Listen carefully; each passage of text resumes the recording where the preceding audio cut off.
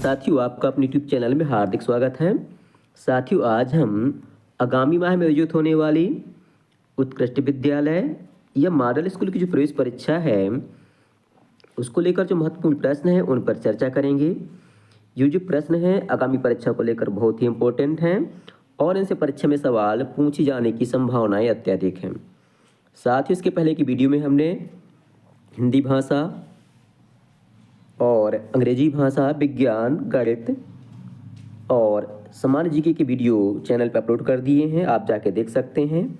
इस भाग में हम फिर से अंग्रेजी भाषा के जो महत्वपूर्ण प्रश्न हैं उन पर चर्चा करेंगे और जानेंगे किस प्रकार के प्रश्न आपकी परीक्षा में पूछे जाते हैं और उनके सही उत्तर क्या हैं। तो आइए साथियों देखते हैं अंग्रेजी भाषा के महत्वपूर्ण प्रश्न और उनके सही उत्तर। साथियों, परीक्षा में इंग्लिश या अंग्रेजी भाषा के जो प्रश्न होते हैं हिंदी मीडियम और अंग्रेजी मीडियम दोनों के बच्चों के लिए एक समान ही होते हैं। तो आइए साथियों देखते हैं हम अंग्रेजी भाषा के प्रश्न और उनके सही उत्तर। अंग्रेजी भाषा का पहला प्रश्न है, mister Verma is senior dash मी। इसमें चार ऑप्शन है कि मिस्टर वर्मा मेरे से सीनियर हैं। पहला ऑप्शन है देन, दूसरा ऑप्शन है देन, तीसरा ऑप्शन है टू और चौथा ऑप्शन है ऑफ। तो इसका सही उत्तर हो जाएगा ऑप्शन पहला देन, मतलब की तुलना में। देन माने होता है तब। तो इसका सही उत्तर हो जाएगा कि मिस्टर जो वर्मा है मेरे से सीनियर हैं। तो ऑप्शन पहला सही उत्तर होगा। अगला प्रश्न है, divide these sweets dash all the students. Divide means बांटना है, स्वीट्स मीन्स मिठाइयाँ, दीज मान लीजिए ऑल द स्टूडेंट सभी स्टूडेंट में ये मिठाइयाँ बांटना है। तो हमें बताना है कि इनमें से कौन सा शब्द आएगा। पहला ऑप्शन है बिटवीन, दूसरा ऑप्शन है इमंग, तीसरा ऑप्शन है ऑन, चौथा ऑप्शन है अपान। तो ये जो है पहला शब्द बिटवीन माने होता है बीच में, जहाँ दो लोगों के बीच में बांटना हो। एमंग मतलब होता है बहुत से लोगों के बीच में अगर बांटना है कोई चीज़। और ऑन माने ऊपर, अब ऑन माने भी कोई किसी वस्तु के ऊपर होता है। तो इसका सही उत्तर हो जाएगा ऑप्शन बी, क्योंकि हमें दो से अधिक मतलब आल लिखा हुआ है यहाँ, यानी कि सभी लोगों में बांटना है। तो दो से अधिक लोगों के बीच में बांटना है हमें मिठाई। इसका सही उत्तर हो जाएगा ऑप्शन बी। अगला प्रश्न है, माई ब्रदर इज एसडीओ, कि मेरे ब्रदर जो हैं सब डिविजनल ऑफिसर हैं। तो इसमें हमें आर्टिकल का बताना कि कौन सा आर्टिकल यहाँ पर आएगा। ठीक है, तो पहला ऑप्शन है ए, फिर एन, फिर द और चौथा ऑप्शन है नॉन ऑफ द एबव, इनमें से कोई नहीं। तो चूंकि एसडीओ हम लिखेंगे कैसे, एस हिंदी में यहाँ डी ओ लिखेंगे।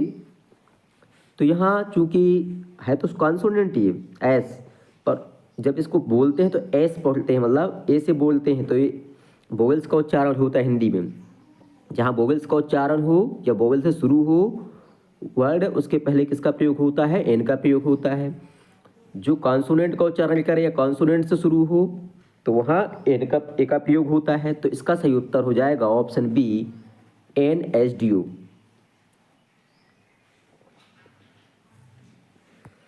अगला प्रश्न है, the correct alphabetical order the words ample, abode, anxiety,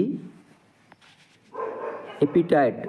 हमें जो है डिक्शनरी के अनुसार इन शब्दों को लगाना है कि डिक्शनरी में जो है सबसे पहले कौन सा शब्द लिखा जाएगा। तो आप देख पा रहे हैं चारों शब्दों को देखना है। जैसे इसको आप देख पा रहे हैं तो ए और बी है, पहले ये आएगा पहले नंबर पे, यू हो गया। फिर आप देख पा रहे हैं कि ए के बाद A B C D E F G H I J K L M आएगा, तो दूसरे नंबर पे ए एम लिखा है तो ये आएगा। फिर एम के बाद एन होता है तो तीसरे नंबर पे ये आ जाएगा।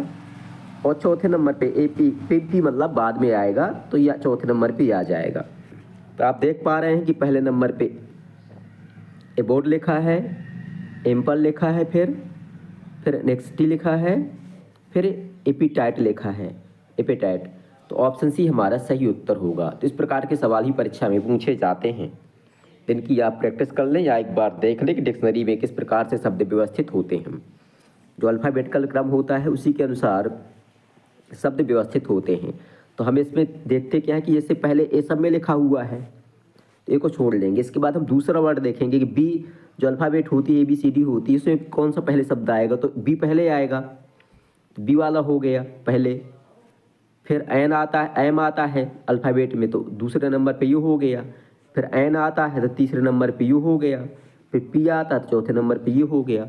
अगर यदि दो वर्ड इसमें समान होते तो हम तीसरा देखते, तीन समान होते तो हम चौथा देखते। इस प्रकार से हम क्रम से देखते जाते।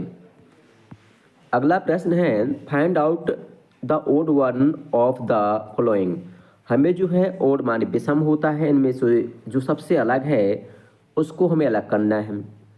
दिया है पेन, चेयर, बोतल और इंक।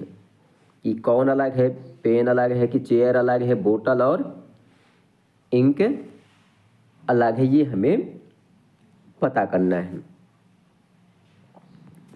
तो वैसी बोतल भी अलग है, चेयर भी है, पर हम इंक की बोतल मान सकते हैं इसको, तो इसका ऑप्शन हम चेयर सही मानेंगे कि चेयर जो है अलग है।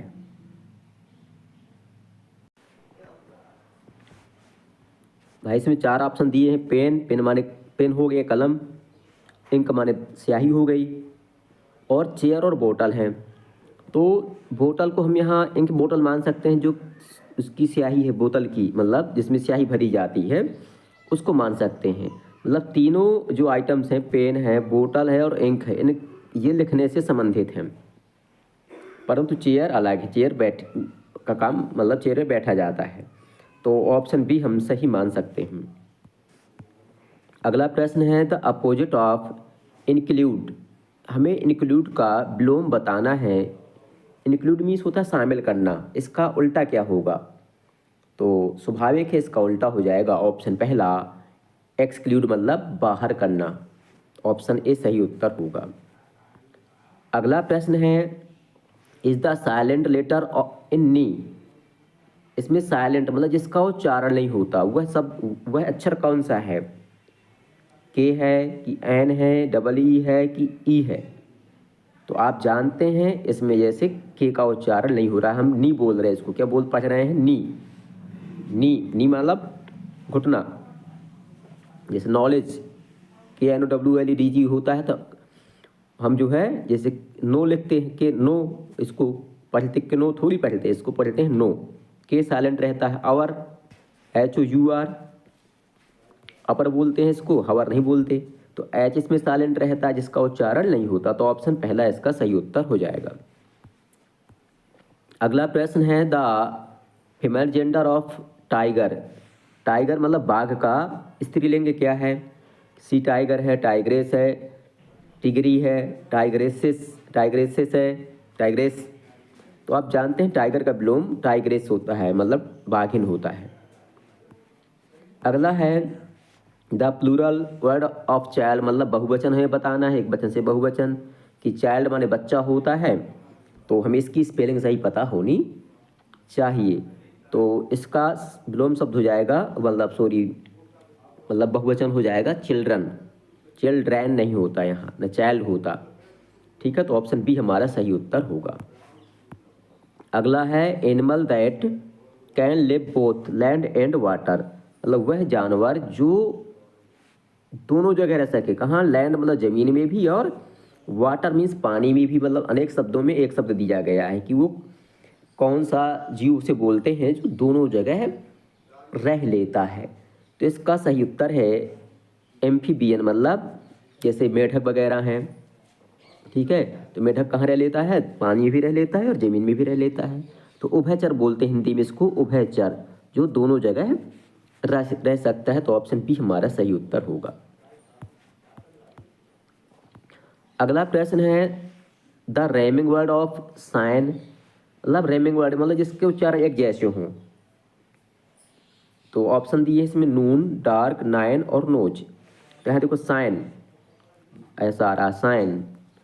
या नोन का उच्चारण अलग है, नोन, ये डार्क है, नाइन है, नोज का अलग है। तो यहाँ कैसा आ रहा नाइन, साइन और नाइन एक जैसे उच्चारण आ रहे लास्ट में।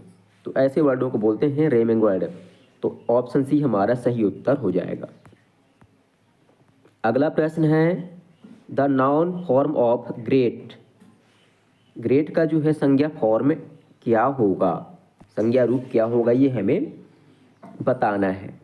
तो इसका हो जाता है ग्रेटनेस, मतलब महानता। ऑप्शन बी हमारा सही उत्तर होगा। अगला प्रश्न है to smell a rat means. हमें जो है मुहावरा दिया हुआ है कि इसका अर्थ क्या होता है। तो ऑप्शन सी इसका सही उत्तर हो जाएगा टू सस्पेक्ट ए ट्रैक, मतलब कुछ, मतलब गड़बड़ होने की शंका। अगला प्रश्न है आई लाइक स्वीट्स, मुझे मिठाइयाँ पसंद हैं।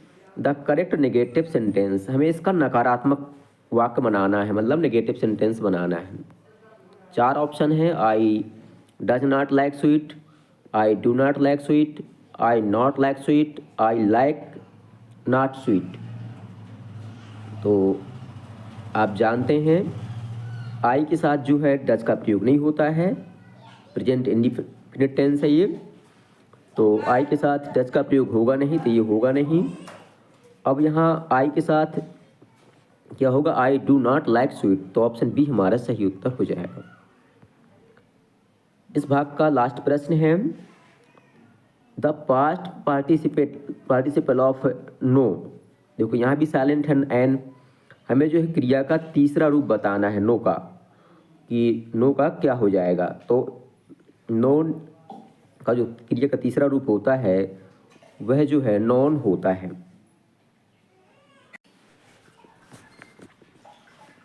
भाई पहला फॉर्म हो गया नो, दूसरा होता है न्यू KNEW, तीसरा होता है KNOWN। तो ऑप्शन इसका भी सही होगा। तो इस प्रकार से जो तीसरा प्रश्न है इसका जो है सही उत्तर होगा ऑप्शन बी। तो आपने देखा कि इसमें जो है क्रिया रूप से प्रश्न आते हैं, रेमिंग वर्ड से प्रश्न आते हैं, और मतलब टेंस से प्रश्न आते हैं, मुहावरों से भी आते हैं, नाउन प्रोनाउन से आते हैं, जेंडर से भी आते हैं प्रश्न, और एक वचन बहुवचन से प्रश्न पूछे जाते हैं, और अनेक शब्दों के एक शब्द से भी प्रश्न पूछे जाते हैं, आर्टिकल से भी प्रश्न आते हैं, और अपोजिट वर्ड से भी प्रश्न आते हैं, आउट ऑफ अलग करना है विषम से प्रश्न आते हैं, डिक्शनरी से भी प्रश्न आते हैं, कंजक्शन से भी प्रश्न आते हैं। तो इस प्रकार से आपको इस पेपर को आधार बनाकर अपनी तैयारी करनी है। बहुत से बच्चों के प्रश्न आते हैं कि क्या यही पेपर परीक्षा में पूछा जाएगा, तो ऐसा बिल्कुल भी नहीं है। ये एक संभावित प्रश्न है, आपको जो है परीक्षा की तैयारी के लिए एक आधार मिल जाता है कि इस प्रकार के प्रश्न आपकी परीक्षा में पूछे जाएंगे। इसके पहले हमने बहुत से वीडियो अपलोड कर दिए हैं, आप जो है विज्ञान, गणित, सामान्य जीके इत्यादि की वीडियो चैनल की प्लेलिस्ट में जाकर देख सकते हैं, जिससे आपको तैयारी में बहुत ही सहायता मिलेगी। आपको वीडियो पसंद आए तो वीडियो को लाइक करें, अपने साथियों के साथ शेयर करें, और हमारे चैनल को सब्सक्राइब करना बिल्कुल भी ना भूलें, ताकि आगे आने वाला अपडेट आपको समय से मिल सके और आपकी तैयारी बहुत अच्छे से हो सके। बहुत बहुत धन्यवाद।